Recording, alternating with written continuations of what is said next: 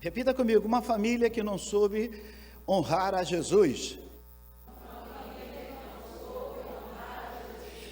A palavra do Senhor diz que a honra é algo altamente benéfico. Toda vez que você honra alguém, é altamente benéfico. Eu procurei pedir o irmão, esposo de Marilene, Emerson, e falou com uma voz grossa, deu até medo agora.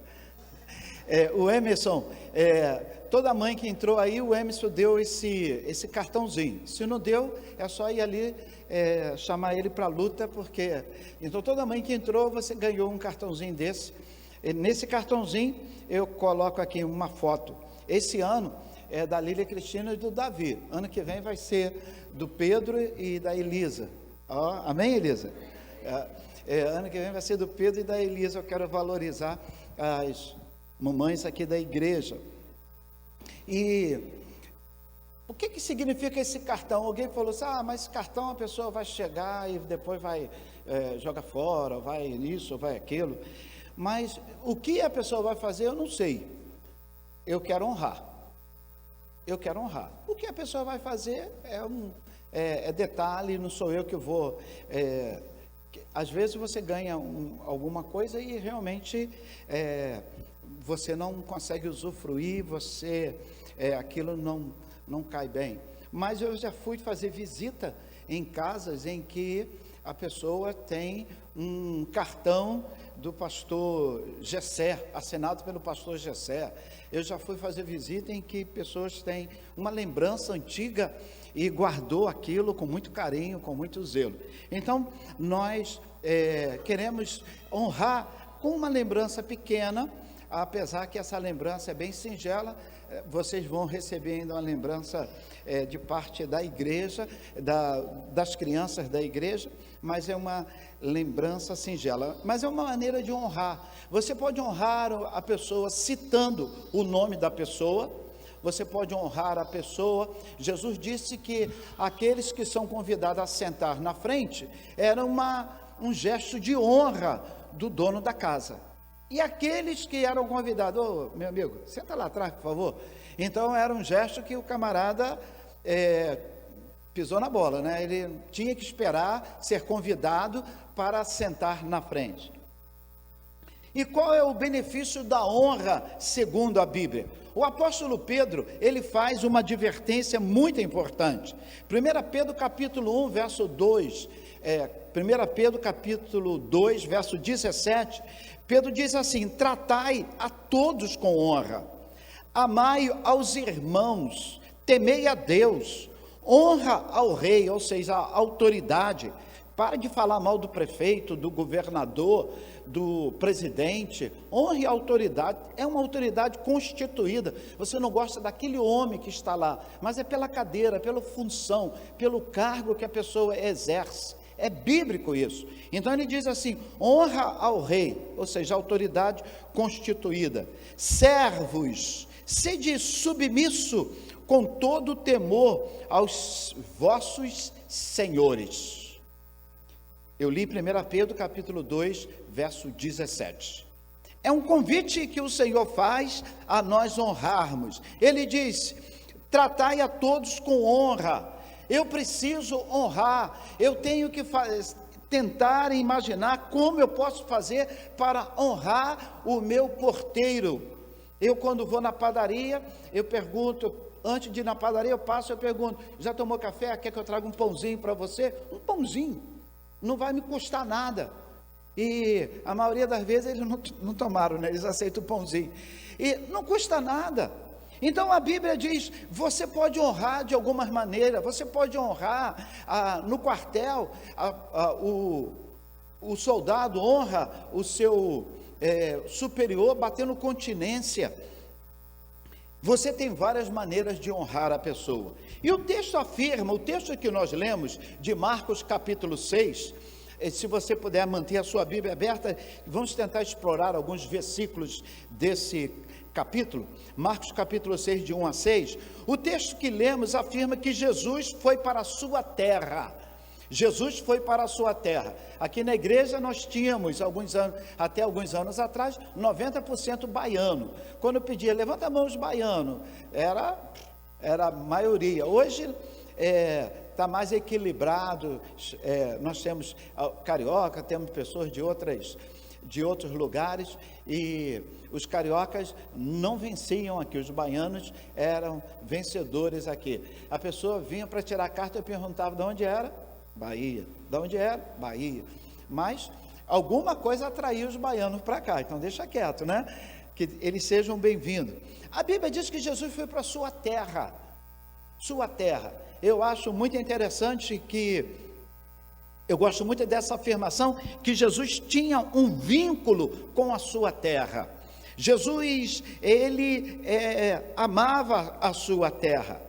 Ele ele estava no seu ministério, mas pegou os seus discípulos e foi para a sua terra. O povo que vem do norte, do Acre, do Amazonas, de Roraima, de Tocantins, e esse povo, não só do norte, mas do nordeste, o pessoal da Bahia, da Alagoas, do Ceará, do Maranhão, Paraíba, todo feriado, todo o dinheiro que junta, eu quero ir visitar minha maninha, meu painho, eu quero ir lá visitar meu irmão, eu quero visitar a minha parentela. E eu fico pensando que nós aqui no Rio de Janeiro, às vezes o parente está no bairro vizinho, era só pegar o metrô, e a gente não tem, às vezes, essa preocupação, esse cuidado, esse carinho que alguns irmãos do norte e do nordeste têm. Isso eu acho fantástico, isso eu acho maravilhoso, e deve ser mantido essa atitude. E todo Natal, junta um dinheirinho, quer ir para casa, passar o Natal com a família, quer estar com a sua parentela. Esse vínculo familiar é lindo, é maravilhoso, e Jesus também tinha esse vínculo. A Bíblia diz que Jesus, ele valorizava a sua família, ele levou os seus discípulos. O texto afirma que Jesus começou a ensinar na sinagoga, e todos se maravilhavam dele. Observe que o texto de Marcos, capítulo 6, afirma algo muito interessante, que Jesus, ele não só vai na sinagoga, ele não só vai na sua terra, mas ele valoriza a igreja local. Ele vai lá visitar a igreja local, não para julgar a igreja local que não é igual à minha. Ele foi lá e valorizou a igreja local. Chegando naquele local, era sábado, e foi na sinagoga, ensinar na sinagoga. Ele foi ali para talvez rever os antigos mestres que quando ele era criança o ensinava. E a Bíblia diz que quando Jesus entra, Jesus começa a ensinar, e todos começam a ficaram maravilhados, e eles falam, verso 2, de onde lhe vem tal conhecimento? De onde lhe vem tal conhecimento? Que sabedoria é esta que lhe foi dada? O que mais espantou eles foi como Jesus tinha tantos conhecimentos. Eles não honraram porque Jesus chegou. Quando você chega aqui, o irmão Wellington Agenor, ele tem um hábito de, recebe com carinho, ele se curva e te recebe com uma alegria peculiar, e isso é bom, que você já entra logo na igreja, sendo agraciado pela igreja, através do irmão Wellington. A Bíblia diz que quando Jesus chega naquele lugar, aqueles homens, e Jesus começa a ensinar, aqueles homens não valorizaram, ao contrário, eles questionaram, de onde vem tal conhecimento? Eles começaram a questionar, de onde ele aprendeu essas coisas? Como poderia ele ter aprendido? Será que é ele mesmo? Como se Jesus talvez estivesse roubado, como se Jesus estivesse sendo incapaz. De onde vem? Olha, olhando bem para esse menino, eu vi esse menino crescer aqui, e como é que esse menino agora está desse jeito? esse conhecimento todo? A Bíblia diz que eles olharam para Jesus, talvez julgando como se Jesus fosse um incapaz de proferir aquelas palavras, de ter um conhecimento daquele. Seu filho chega em casa com dinheiro, e se ele trabalha, tudo bem, mas se ele não trabalha, você vai perguntar: de onde veio esse dinheiro? E quando você pergunta assim, é porque você sabe, você não trabalha, você fica em casa, e como é que você chega em casa com o dinheiro? Alguma coisa está errada. Por que você tem dinheiro? Então a Bíblia diz que eles começaram a questionar: de onde vem esse conhecimento? Nós conhecemos a sua família, conhecemos o seu berço, conhecemos a sua história. O pastor Luciano Subirá, ele conta uma história muito interessante, que ele era um jovem de 14 a 15 anos, e ele viu que no bairro onde ele morava, os meninos gostavam de soltar pipa. E no bairro não tinha nenhum lugar para comprar pipa. E ele, com 15 anos, ele não pensou duas vezes, ele começou a desmontar as pipas, e começou a refazer pipa, e começou depois a comprar o bambu, e a montar a pipa, e ele começou a vender pipa, e depois ele começou a vender linha, depois ele começou a vender o cerol, e ele vivia em função disso e começou a ganhar dinheiro. Mas chegou um dia que o seu pai falou para ele: olha, você já está com 15 anos e você precisa trabalhar. Eu falei com o gerente do banco, e ele arrumou um emprego para você no banco. Você vai trabalhar como office boy ali no banco. E ele falou para o pai: pai, com o que eu faço, eu ganho muito mais dinheiro do que se eu fosse trabalhar no banco. E o pai falou para ele: olha, eu quero que você entenda que nem tudo é dinheiro. Você precisa aprender a ter um chefe, a acordar cedo, você precisa aprender a bater cartão, você precisa aprender a respeitar, você precisa ter limite, que esse serviço, que isso que você faz, que aqui em casa não está acontecendo. Então você precisa trabalhar, porque nem tudo era dinheiro, nem tudo ainda não é dinheiro. Então a Bíblia fala que eles começaram a questionar: como é que Jesus seria capaz de fazer aquilo? E às vezes pensamos da nossa família, talvez menos do que ela merece, menos do que elas são. Nós questionamos o nosso filho, vemos o filho tirando nota boa, e você pergunta assim: você colou? Você olhou para a prova do vizinho? Nós questionamos, nós duvidamos da capacidade daqueles que estão conosco. Nós custamos a valorizar aquelas pessoas que estão em casa. Nós não valorizamos a nossa família. Infelizmente, nós não valorizamos a nossa mãe. Valorizamos a mãe dos outros. A mãe de fulano de tal é tão antenada. A mãe de fulano de tal é tão isso, é tão aquilo. A mãe de fulano de tal e não valorizamos a nossa. Só que a família de Jesus vai para a segunda pergunta. E a segunda pergunta é: que sabedoria é essa? Que sabedoria é essa? Ou seja, conhecendo como eu conheço, que sabedoria é essa? Que questionamento, irmãos? Quem foi que lhe deu essa sabedoria? Qual é o autor dessa sabedoria? Não vem de você, tem um autor, tem alguém aí por trás. Me ajuda aí, André, que eu estou sem óculos. Coloca o verso, não sei se é o verso 1 ou 2, que tem esse questionamento.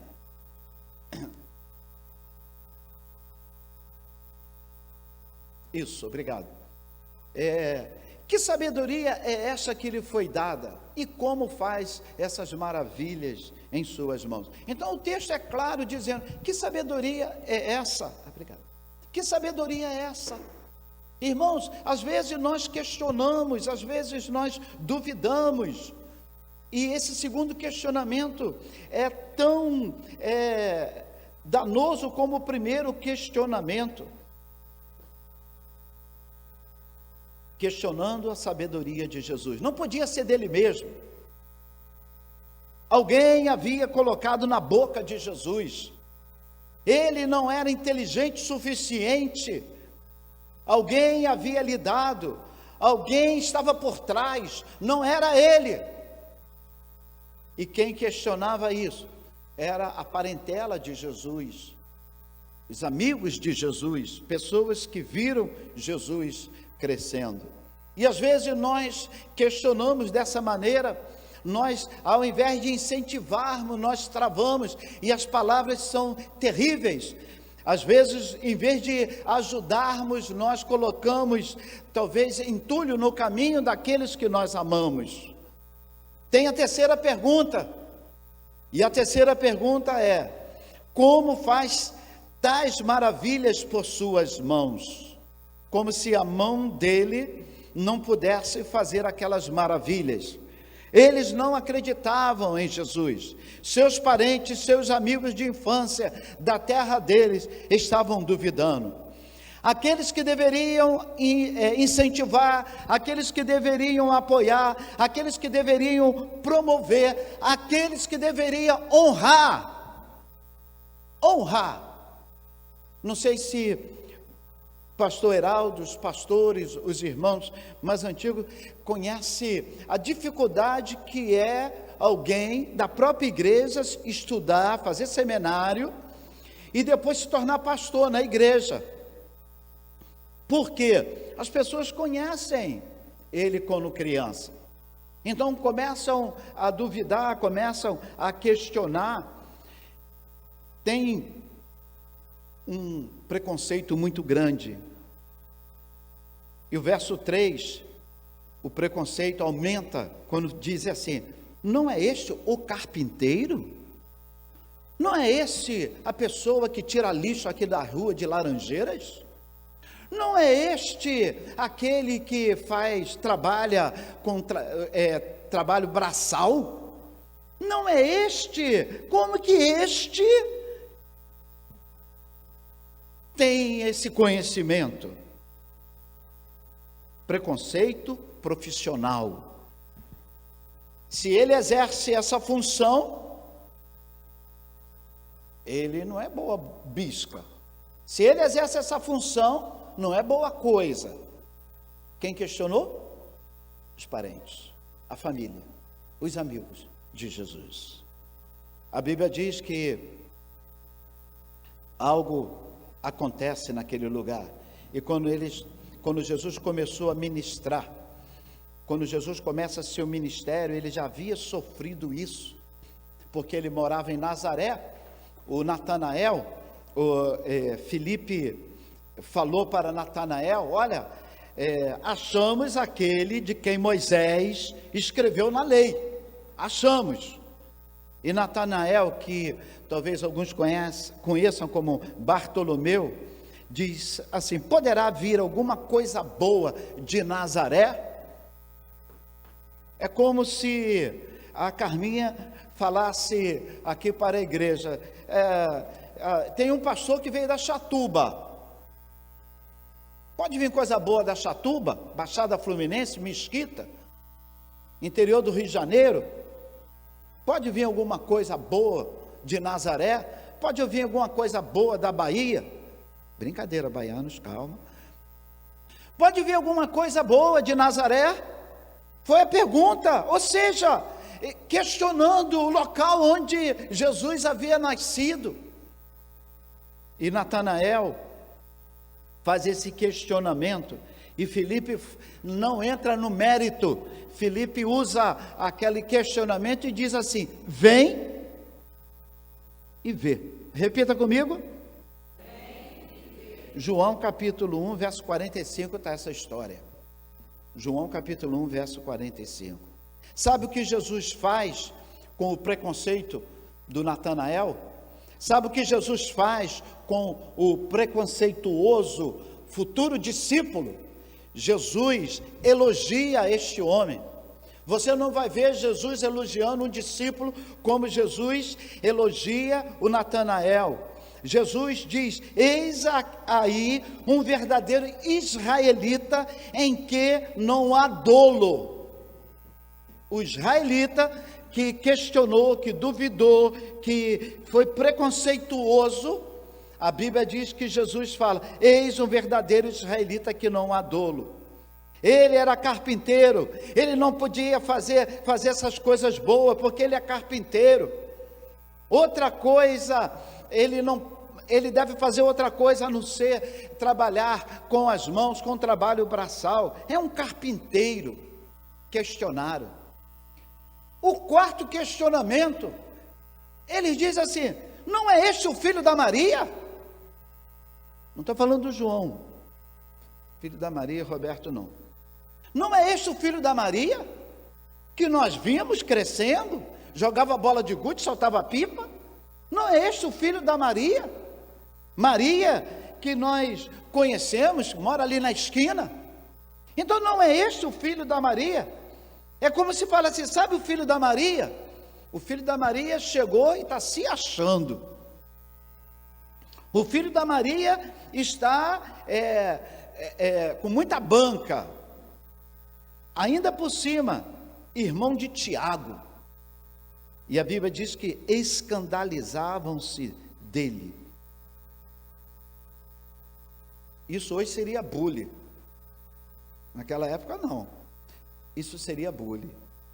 Escandalizar significa montar armadilha, indignar-se. Escandalizar significa quando eu julgo, quando eu avalio, quando eu estou medindo as pessoas, quando eu estou conjecturando, quando eu estou tecendo um pré-julgamento. Mateus capítulo 7, verso 1, Jesus diz assim: não julgueis, para não seres julgados, porque à medida que você julgar, eu vou usar para te julgar. Como se Jesus está falando assim: você está usando esse cartãozinho aqui para medir? O material que você está usando para medir vai ser usado para julgar você, para medir você. Então Jesus está dizendo: não julgue para que não seja julgado. O único lugar onde o profeta não tem honra, disse Jesus, é a sua própria casa. O único lugar onde o profeta não tem honra é na sua família. Eu quero dizer nesta manhã para você: honre a sua família, honre a sua filha. Por mais que ela esteja fazendo um serviço, talvez manual, honre o seu filho, honre o seu marido, honre a sua mulher, honre a sua mãe, elogie a comida que você come. Honre, não compare a comida que você come na sua casa com do restaurante. O do restaurante tem muitos artifícios para aquele arroz ficar soltinho. E da sua mãe é só com amor mesmo. Honre a sua família, honre a sua casa, honra. Jesus disse que, a Bíblia diz que acontece algo terrível naquela casa. Sabe por quê? Aquela casa não honrou a Jesus. Aquela família não honrou a Jesus. Sabe o que aconteceu? Não pôde acontecer milagres. Repita comigo: não aconteceu milagres. Mais uma vez. Então, quando tem honra na casa, tem milagres dentro da casa. Quando tem honra na família, tem milagre na família. Quando tem honra no seu trabalho, acontece milagres no seu trabalho. Honre, que a sua boca seja para honrar. É por isso que a Bíblia diz, e é o primeiro mandamento, como promessa, disse Jesus: honra o teu pai e a tua mãe. Por que Deus coloca logo esse mandamento e diz assim: olha, quem fizer isso tem uma recompensa? Era porque, se por acaso você não esquecesse de honrar, pelo menos você fosse incentivado pela recompensa. Eu quero nesta manhã te convidar, que você chegue em casa, valorize a sua casa, valorize o fogão da sua casa, valorize os móveis da sua casa, valorize o lugar onde você mora. Seja fiel, glorifique a Deus, que haja na sua boca palavras de glorificação ao nome do Senhor. Receba o seu salário e apresente ao Senhor e honre a Deus com o seu salário.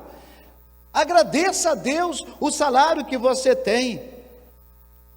O texto é claro, dizendo: não é este o carpinteiro, filho de Maria, irmão de Tiago, José, Judas e Simão? E não vive aqui entre nós as suas irmãs?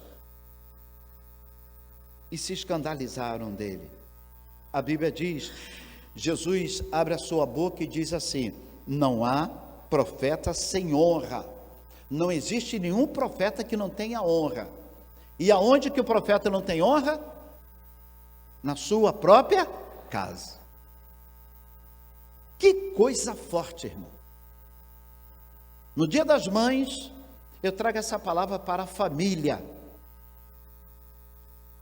O que sua mãe quer não é um presente essa loja aqui, não. Renner, obrigado. O que sua mãe quer não é um presente aqui da Renner. Não estou fazendo propaganda da Renner, não. É porque é aqui mais perto, tá? O que a sua mãe quer não é um presente da Renner. Sua mãe não quer um presente aí de uma bolsa aí caríssima. Sua mãe não quer isso. Sabe que sua mãe precisa o ano inteiro, o seu filho precisa o ano inteiro, a sua esposa precisa o ano inteiro. É honra. Sabe o que as crianças dessa igreja, que elas vão descer, sabe o que elas precisam? Serem honradas aqui neste lugar. Por isso que eu sempre digo, eu falo assim: não se incomode, deixa as crianças andar, e está chegando criança, vai chegar criança. Eu incentivo a você a ter filhos, então é bênção, tá bem, Jacques? Fazer eu recebo. Eu quero dizer para você nessa manhã, a Bíblia diz assim: honre a sua família, porque não há profeta que sem honra a não ser na sua casa. Verso 5, coloca para mim, o irmão André, e eu quero convidar a igreja a ler Marcos 6, verso 5, toda a igreja lendo.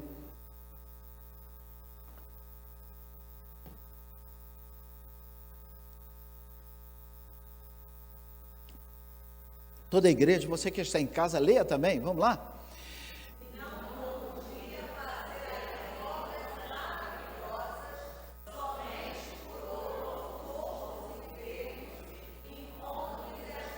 Não tira não, André, por favor, deixa. Irmãos, para mim, só em curar enfermo, para mim é algo maravilhoso. Mas a Bíblia diz que Jesus queria fazer muito mais. Se ele já for abençoado com poucos enfermos sendo curado, a Bíblia diz que Jesus tinha planos de fazer muito mais. E o que impediu a obra ser concretizada? A falta de honra. A falta de honra. Por isso que a Bíblia diz: honre o seu pai, honre a sua mãe, honre a sua igreja. A Bíblia diz assim: honre o Senhor com as suas primícias. Ou seja, eu recebo primeiro, é do Senhor, estou honrando o Senhor. Honre o Senhor. Ele está dizendo, quando você honra, logo no início, tudo é honrado, tudo é glorificado, tudo é abençoado. Toda a árvore, até a raiz, há de ser abençoada com o gesto que você fez.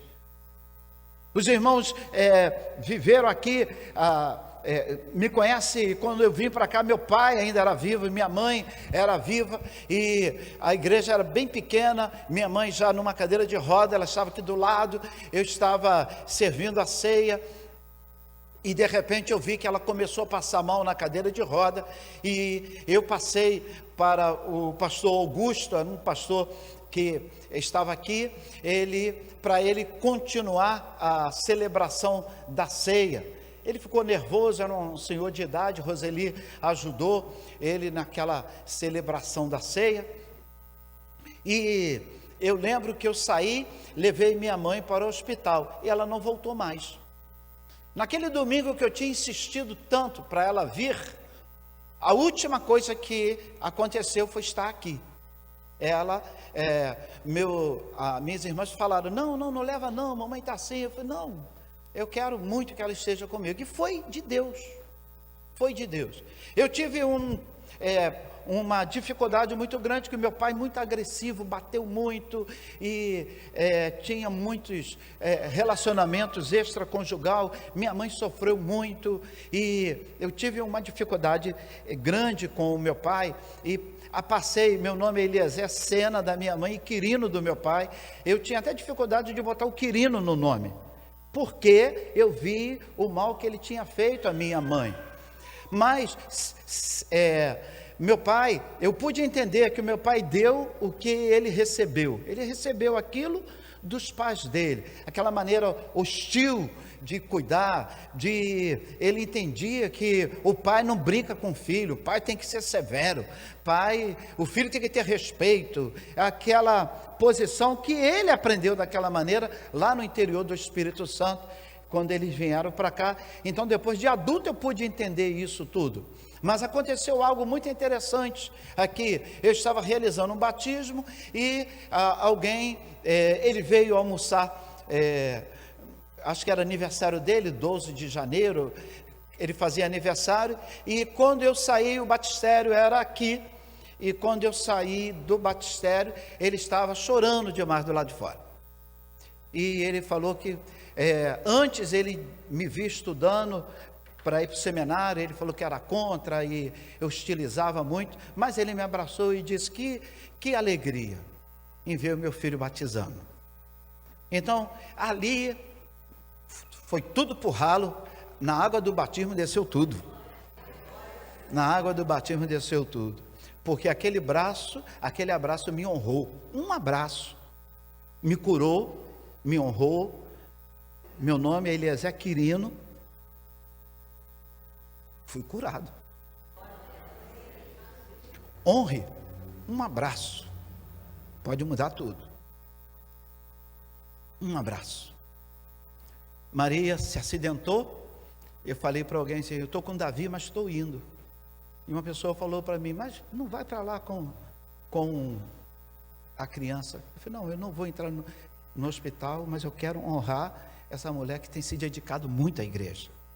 Então fui de short, fui de boné, com Davi agarrado aqui fui como estava, para honrá-la. A honra são detalhes. A honra é um detalhe, um sorriso que você dê, você vai honrar. Sua mãe, ela não quer dinheiro, ela não quer, ainda mais depois de idade, o que sabe que ela quer? É sua presença, sua visita, seu telefonema, você conversar um pouco, você se interessar. Seu filho também precisa disso. E se ele não aprendeu, se os meus filhos não aprenderam, a culpa é minha.